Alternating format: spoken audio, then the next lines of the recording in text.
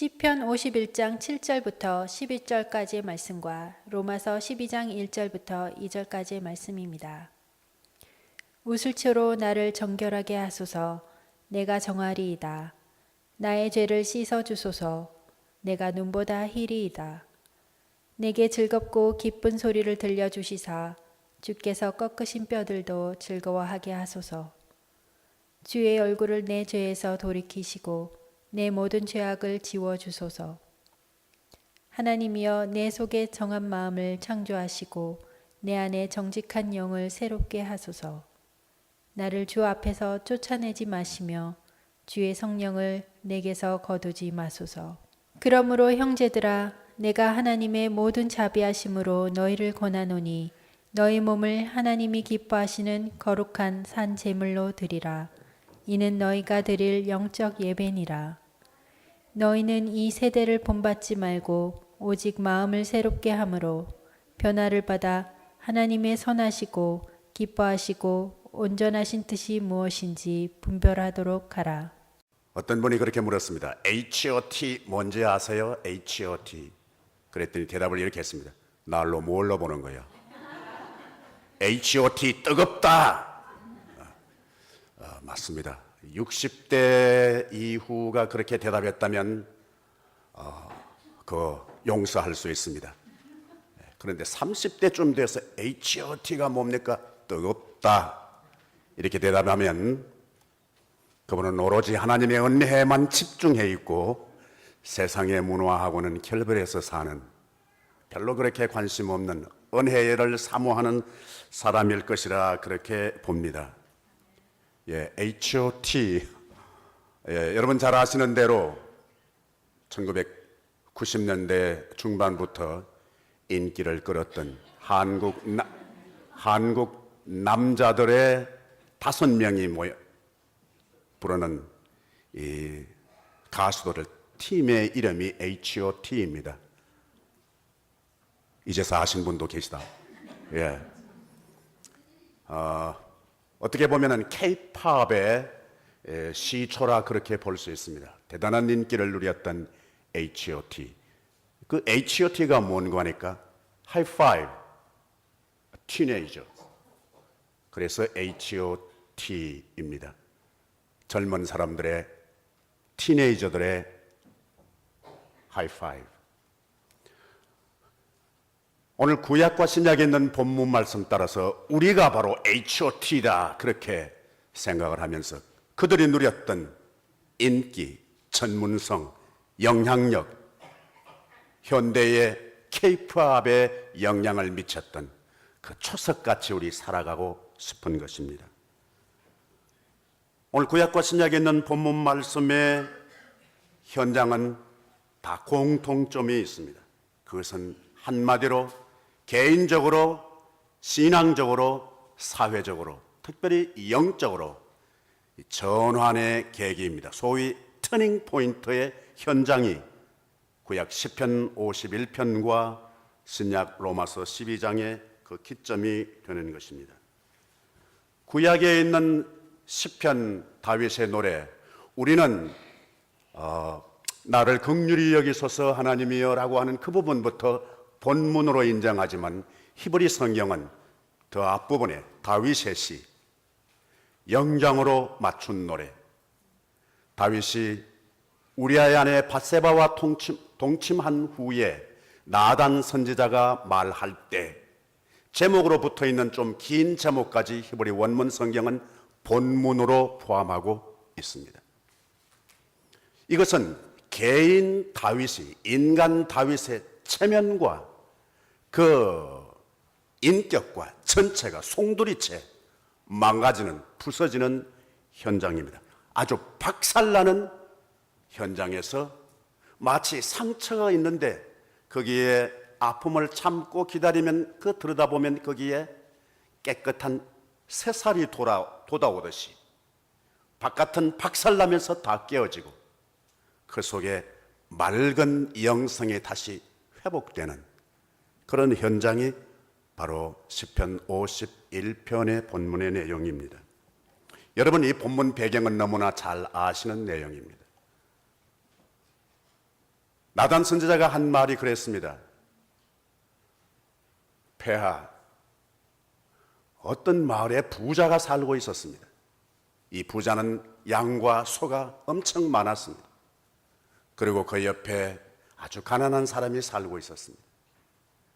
그 가난한 사람에게는 새끼 양 한 마리 있었습니다. 그 새끼 양은 이 집의 딸과 같았습니다. 같이 먹고 같이 잠자고 그렇게 지났습니다. 그러는 어느 날 이 부잣집에 귀한 손님이 한 분 왔습니다. 그런데 이 부자가 자기 집에 그 많은 소와 양 가운데 한 마리를 잡지 않고 가난한 집에 자식처럼 키우는 새끼 한 마리 그것을 빼앗아다가 잡아서 이 손님에게 대접했습니다. 이럴 경우 어떻게 하면 좋겠습니까? 다윗이 벌컥하면서 당장 그 사람을 죽여야지, 불쌍히 여기지 않았어. 그리고 사배나 갚아야지. 그렇게 아주 분명하게 확실하게 정의를 내렸습니다. 그때 나단 선지자가 뭐라고 그랬죠? 당신이 그 사람이야. 다 같이 당신이 그 사람이야.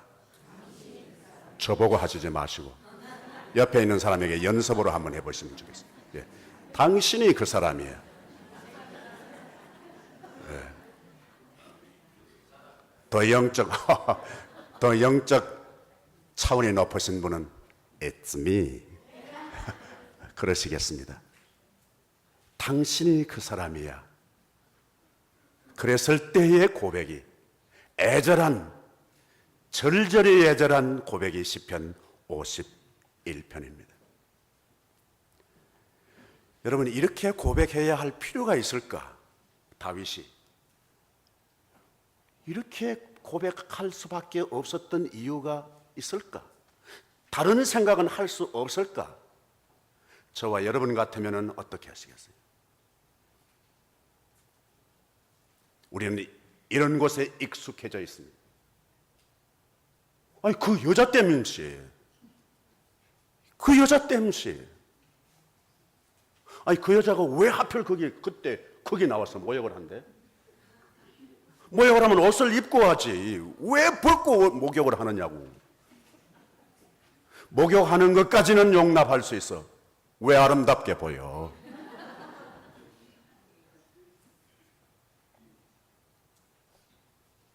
이게 구실이 될 수 있습니다. 범죄의 원인 제공자가 그 여자입니다. 안 통하시는데요. 어떤 교회는 아주 기분 좋아하시면서 할렐루야, 맞습니다. 그 인간이 범죄의 원인 제공자입니다. 그런 감동을 느끼시는 분도 계시더라고. 근데 이 교회는 이 감동의 차원이 다른 것 같습니다. 그 여자 아니에요. 그러신 반응이에요. 아름답게 보이더라. 그 아름답게 보이더라고 하는 크기에 문제가 있을 수 있습니다. 여러분, 아름다운 것은 항상 위험합니다. 혹시 여러분과 같이 계시는 룸메이트가 아름답다, 그러면 조심하셔야 합니다. 신경 좀 쓰셔야 합니다. 그렇지 않은 사람과 같이 지낸다는 게 얼마나 행복한지 모릅니다. 아름답지 않는 사람과 사는 사람이만 느낄 수 있는 독특한 은혜입니다. 아름답다고 하는 것이 범죄의 원인이 되었습니다. 여기에 이 아름답다고 하는 이 말은 여러분, 창세기에 하와가 그 한가운데 있는 나무를 보았을 때 먹음직하고 직하고와 같은 글자입니다. 토브. 먹음직하고 먹기에 아주 토브하게 생겼고 아름답게 생겼고, 오늘 다윗 앞에 있는 이 여자도 토브하게 보이더라. 아름다웠다. 이는 분명히 원인 분석이 됩니다. 다윗과 함께한 이 여자가 돌아가서 기별해 옵니다. 전가를 보낸 거죠. 폐하, 제가 홀몸이 아닙니다. 제가 임신했습니다. 이야기를 듣고 비상한 머리가 다윗이 돌아갑니다. 그 남편 우리야 전쟁에 나가 있는데 소환해. 그리고 휴가 특명 내려서 그 여자 집에 가게 해. 여러분, 별로 그렇게 머리가 좋지 않음에도 불구하고 비상한 아이디어가 돌아갈 때 그때 여러분 주의하셔야 합니다. 아, 이거 지금 평소에는 내 그런 머리가 안 돌아갔는데 이때 내 머리가 어떻게 이렇게 비상하게 돌아갔지? 이때는 범죄를 향하여 방향이 지금 초점이 맞추어지고 있다. 그렇게 생각하시면 굉장한 은혜입니다. 내가 이런 아이디어 어디서 났지? 내가 이걸 쓸까봐. 아니지. 이럴 수 있는 용기가 있으면 대단합니다. 분명히 범죄의 원인 제공자가 그 여자라고 할 수 있습니다. 그러나 다윗은 접습니다. 여자는 끌어들이지 않더라도 나단 선지자는 끌어들일 수 있습니다. 지가 뭔데? 나는 왕인데 말을 함부로 하는 거야. 너나 잘해. 한번 같이 합시다. 너나 잘해. 예. 이 말 아주 은혜 받으신 교회들이 많더라고요. 예. 예. 집에 돌아가서 부부가 너나 잘해. 당신이 나 잘하고 오늘 목사님이 그러셨잖아. 뭐 그렇게 또 유유하게 기대 이외에 은혜 받으신 분들도 계시더라고요. 너나 잘해. 그렇게 하고 무시할 수도 있습니다. 무시하지까지는 않지만은 양심에 찔리지만은 옆에 있는 비서실장한테 눈짓 한번 주면 됩니다. 봤지? 그는 폐하. 그는 뭐 쥐도 새도 모르는 새 나다는 흔적도 없어질 수 있습니다. 그 당시 다윗의 전성기였다고 할 수 있습니다. 전성기 후반입니다. 그러면 그런 막강한 영향력을 미칠 수 있습니다. 그럼에도 불구하고 나단에 대한 언급도 다윗은 생략합니다. 그 여인도 나단 선지자도 주목하지 않습니다. 그리고 오로지 자기에만 주목합니다. 시편 51편 짧은 19절 가운데 1인칭 나는 32번가량 반복됩니다. 이 완전히 망가진 신세 망쳐버린 이 현장에 다윗은 자기 내면의 세계를 발견합니다. 이 시편 51편의 핵심 가운데 하는 내 안에 정직한 영을 새롭게 하소서. 정직한 영을 새롭게 하소서. 우리가 H.O.T라면 우리의 첫 번째 H는 정직한 영을 새롭게 하는 것입니다. 정직한 영, honest. 우리가 행복하고 우리에게 주어진 사명을 감당하기 위한 첫 번째 우리의 H는 honest. 여러분, 우리 대화 가운데 여러분이 의식을 가지고 오늘 또 청교 시간에 한번 이렇게 살펴보시기 바랍니다. 우리의 대화 가운데 아니면 여러분들의 기도 리스트를 한번 쭉 이렇게 한번 확인해 보시길 바랍니다. 거기는 나는 빠져 있습니다. 다른 사람이 많습니다. 그 인간, 어이구, 우리 자식 새끼 놈, 아이고 그 팽생왼수. 이때는 아내가 아닙니다. 아이고 그 옆였네.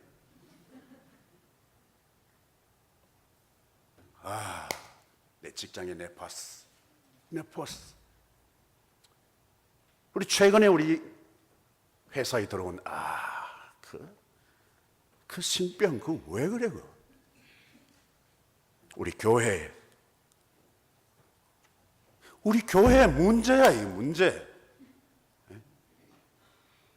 우리 교회 문제라고 하는 말에 또 유독히 은혜 받으신 교회도 있어요. 세상에 우리 목사님 도대체 어떻게 된 거예요 도대체? 우리 장로님들 도대체 뭐 하는지 몰라. 하나님, 우리 목사님을 불쌍히 여겨주세요. 하나님 우리 교회를 불쌍히 여겨주세요. 이런 기도는 우리 익숙합니다. 근데 나는 빼. 나는 없어. 다른 사람에 대해서는 어떻게 그렇게 정확한지 몰라. 칼로 물이라도 벨 수 있어요. 분명해요. 어떻게 그렇게 냉정한지 몰라. 다른 사람에 대해서 어떻게 그렇게 잔인한지 몰라. 그런데 나한테는 얼마나 그렇게 여유 있고 후하고 아주 관대한지. 다윗은 거꾸로입니다. 범죄의 원인 제공자라고 지목할 수 있는 그 사람들에 대해서는 언급이 없습니다. 자기를 완전히 체면 무시하고 박살내버리고 망가뜨려버린 그 사람에 대해서 언급 없습니다. 내 죄, 내 죄과 나를 깨끗게 하소서, 나를 정결하게 하소서, 내 안에 주의 정직한 영을 새롭게 하소서, 나를 주 안에서 쫓아내지, 주 앞에서 쫓아내지 마시옵소서. 오로지 나입니다. 나. 혹시 여러분 가운데 마음에 안 드는 사람이 있습니까? 예. 할렐루야. 이것도 할렐루야. 예. 여러분 이렇게 생각하시면 좋겠습니다. 나도 그 사람이 마음에 안 드는데 그 사람은 얼마나 내가 마음에 안 들까? 예. 그 마음에 안 드는 사람이 친구든지 남편이든지 아내든지 교회든지 목회자든지 교회 지도자든지 나만 마음에 안 든다고 생각합니다. 그 사람은 내가 아주 마음에 드는 줄로 생각합니다. 이게 보통 수준 높은 착각입니다. 내가 마음에 안 드는 것만큼 상대방도 나를 마음에 안 들어 한다 생각하시면 굉장히 유익합니다. 우리는 아주 잘 길들여져 있습니다. 다른 사람한테는 선명하고 분명하고 빈틈없이 정확하게, 더 심하게는 아주 냉정하게, 그리고 아주 잔인하게 분석합니다. 그런데 자신은 아주 그런 면에서 무능하기 짝이 없는 우리를 발견하게 됩니다. 정직한 영, 그것은 바로 깨끗하게 하는 것입니다. 여러분 오늘 아침에 나오실 때 다 세수하셨죠? 예. 얼굴만 세수하는 것이 아닙니다. 오늘 다 세탁하신 옷 입고 오신 줄로 믿습니다. 옷만 세탁하는 것이 아닙니다. 여러분 마음을 깨끗하게 하셔야 합니다. 그래야 깨끗하게 보입니다. 다른 사람이 추저워서 추접게 보이는 것이 아니라 내가 깨끗하지 않기 때문에 상대방이, 교회가 추접게 보일 수도 있다는 생각은 적잖게 은혜의 도구가 됩니다. 여러분 미인이 자주 씻을까요? 아니면 미인의 반대가 뭔가 안미인이 자주 씻을까요? 오, 그러세요. 여러분 미인은 자주 씻을 뿐만 아니라 시간을 많이 들입니다. 돈도 많이 들입니다. 미인이 아닌 사람은 뭐 시간도 안 들입니다. 뭐 그냥 예.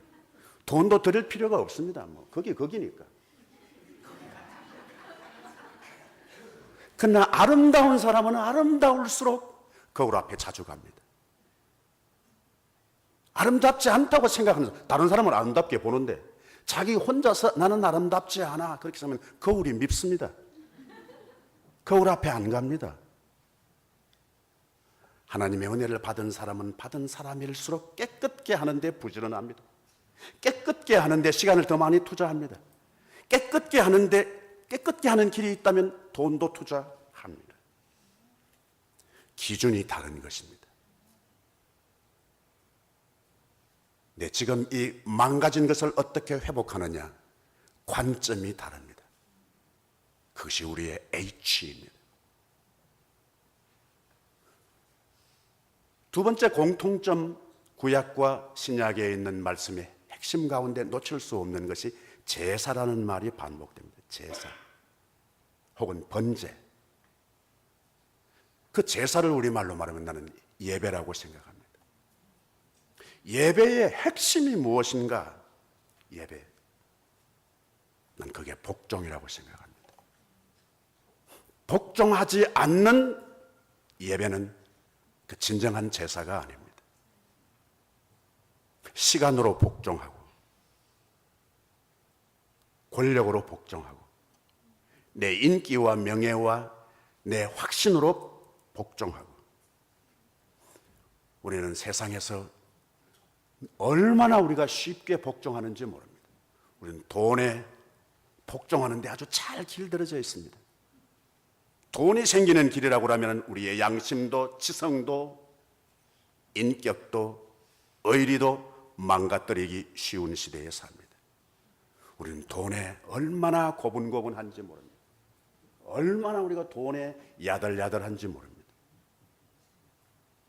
우리는 권력에 얼마만큼, 우리 인기에 얼마나 우리는 잘 복종하는지 모릅니다. 다른 사람들이 나를 알아준다 그러면은 무엇이든지 할 수 있습니다. 시간도 그렇고 우리의 탤런트도 거기에 복종시킬 수 있습니다. 그런 복종에 익숙하고 있는 우리가 하나님 앞에 딱 섰을 때는 에너지가 다 떨어졌습니다. 리소스가 없어졌습니다. 바닥났습니다. 정령 복종해야 할 때에 복종하지 못하게 됩니다. 현대인들에게 가장 거추장스럽고 거부감 가는 용어가 복종입니다. 복종. 자유를 주세요. 그런데 복종. 예배는 하나님 앞에 항복하는 것입니다. 시간으로 항복하는 겁니다. 물질로 항복하는 겁니다. 인격으로 항복하는 것입니다. 명예로 항복하는 것입니다. 여러분 아시리라고 믿습니다만 틈틈이 묵상하는 시 가운데 복종이라는 시가 있습니다. 한용운이라는 분의 시입니다. 남들은 자유를 사랑한다지만 나는 복종을 좋아하여요. 복종하고 싶어서 복종하는 것은 나의 행복입니다. 자유를 모르는 것은 아니지만 당신에게만은 복종하고 싶습니다. 그것이 나의 행복입니다. 그러나 당신이 나더러 다른 사람에게 복종하라고 하면은 그것만은 복종할 수가 없습니다. 다른 사람에게 복종하면 당신에게 복종할 수 없기 때문입니다. 물론 이분의 당신이 우리의 당신과 다를 수 있습니다. 적어도 이 시를 읽을 때 느끼는 것은 이분의 당신은 조국입니다. 나는 조국에 복종하고 싶습니다. 조국에 복종하려고 하면 다른 나라에 복종할 수 없습니다. 우리는 세상에 너무 많이 복종하는 데 길들여져 있어서 정녕 복종해야 하지 못하는 안타까움을 우리 하나님 앞에 고백하게 됩니다. 여러분 행복하시려고 하면, 보다 더 영적으로 성숙하시려고 하면, 외적으로 체면이든지 형편이 여건이 망가지고 박살나는 현장이 있다면 그 속에서 새살 돋아나듯이 순수한 맑은 영으로 회복하시기 위하는 길이 있다면 복종입니다. 오베이입니다. 우리의 HOT의 O는 오베이인 줄로 믿습니다.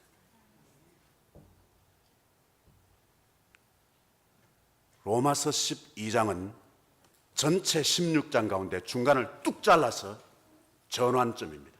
소위 터닝 포인트가 12장입니다.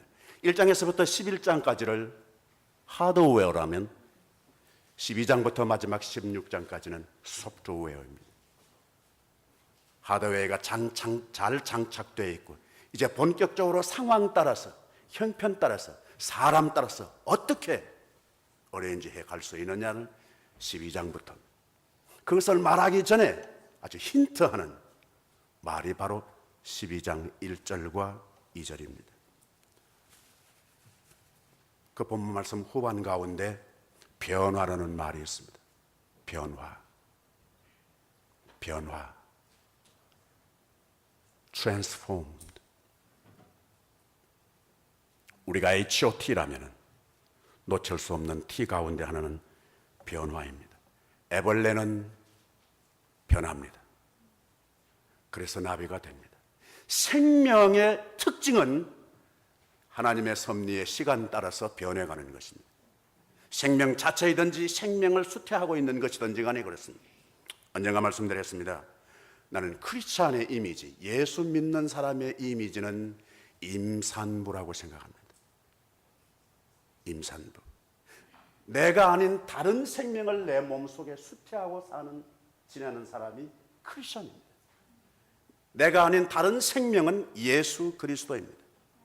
예수 그리스도가 내 인격과 삶 속에 수태되어 있을 때 나는 변합니다. 무엇이 변해요? 쉐이프가 변합니다.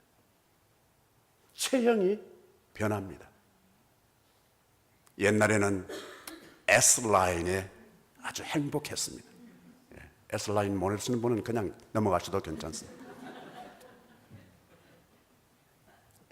S라인에 시간 쏟고 S라인을 위하여 땀 흘리고 S라인을 위하여 돈 쏟고 그랬습니다. 34, 26, 36 그것이 아주 살아가는 묘미이기도 했습니다. 그런데 내 안에 다른 생명이 들어와서 시간이 지나면 어떻게 해요? 이거 완전히 망가지는 겁니다. 이거. S라인이 어디 있습니까? 정말 창피합니다. 같은 친구가 봐도 창피하다고 나오지 말라고 할 정도입니다. 쉐이프가 달라집니다.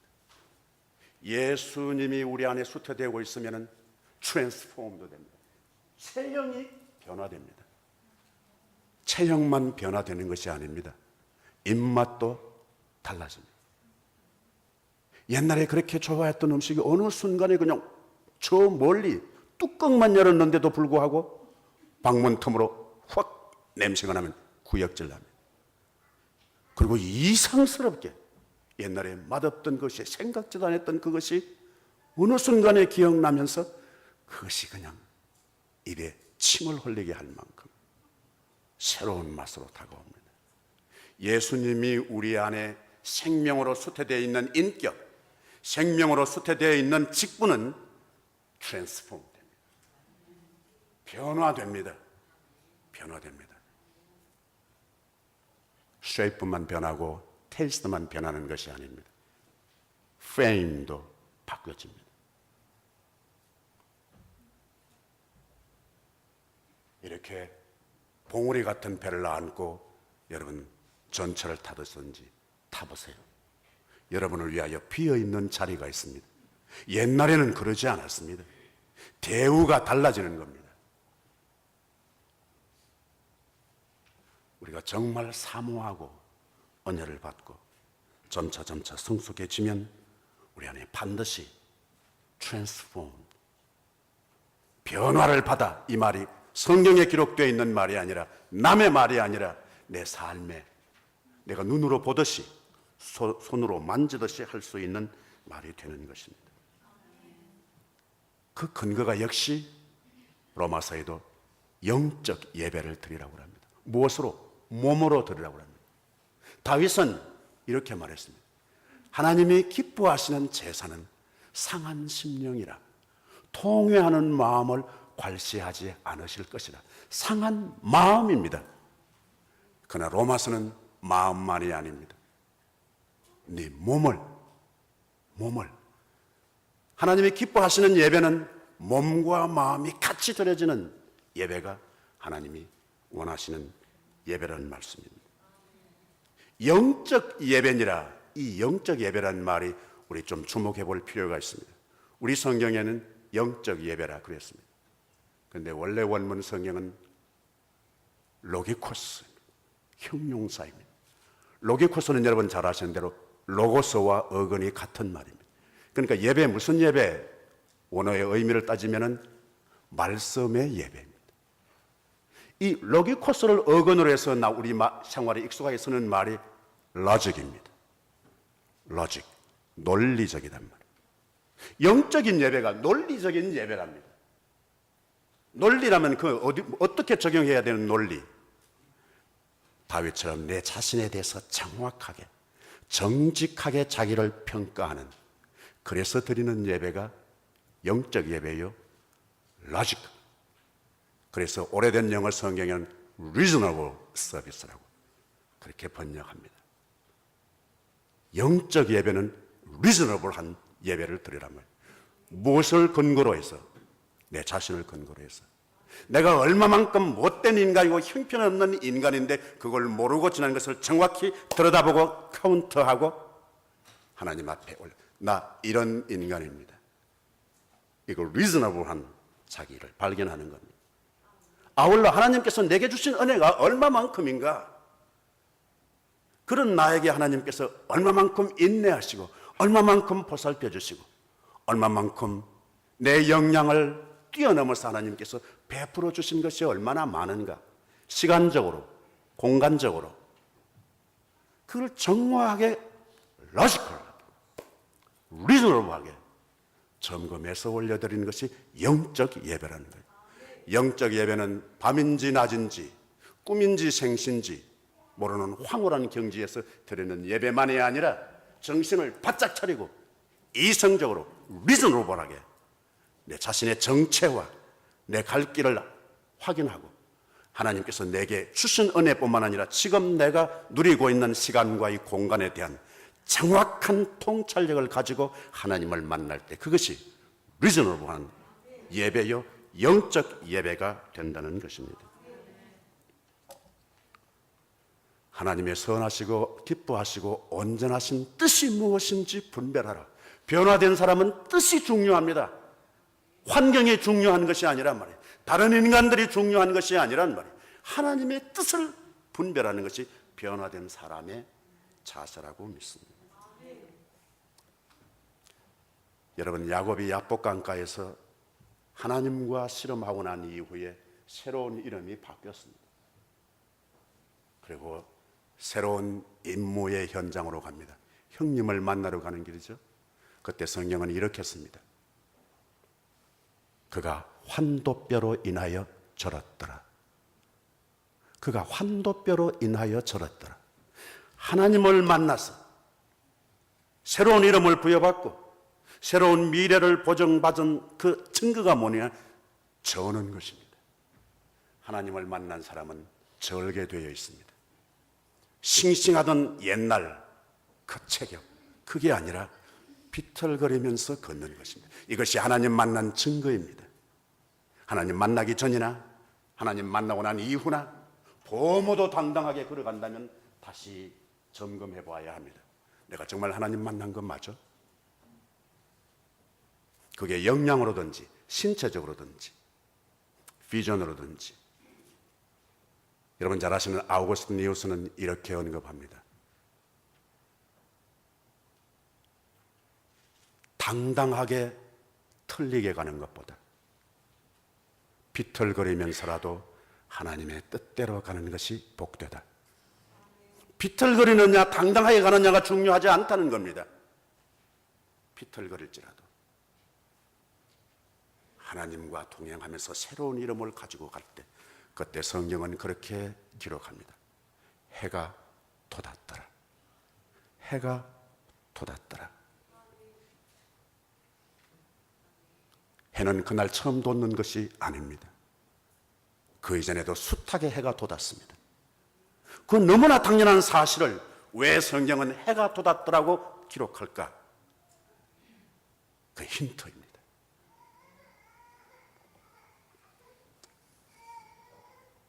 절면서 가서 형님을 만났을 때 야곱은 그렇게 고백합니다. 내가 형님의 얼굴을 배우니 하나님의 얼굴을 뵙는 것과 같습니다. 하나님을 체험한 사람은 사람의 얼굴 속에 담겨져 있는 숨어 있는 하나님의 얼굴을 발견합니다. 옆에 사람 한번 보실까요? 무슨 하나님의 얼굴이 거기 있어.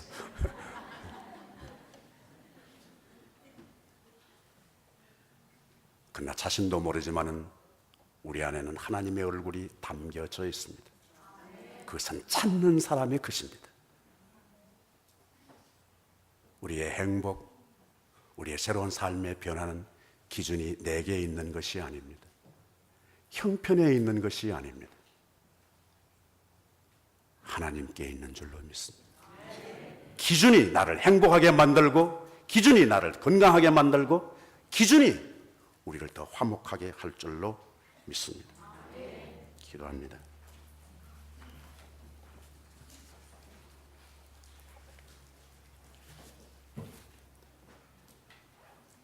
여호와 우리 아버지 하나님, 하나님께서 우리에게 주신 정직, 우리에게 주신 새로운 복종의 대상, 하나님께서 우리에게 새롭게 다른 기준으로 변화케 하신 것을 믿는 심령들에게 역사해 주시옵소서. 긍휼히 여겨 주시옵소서. 기특하게 여겨 주시옵소서. 나사렛 예수 그리스도의 이름으로 기도하옵나이다. 아멘.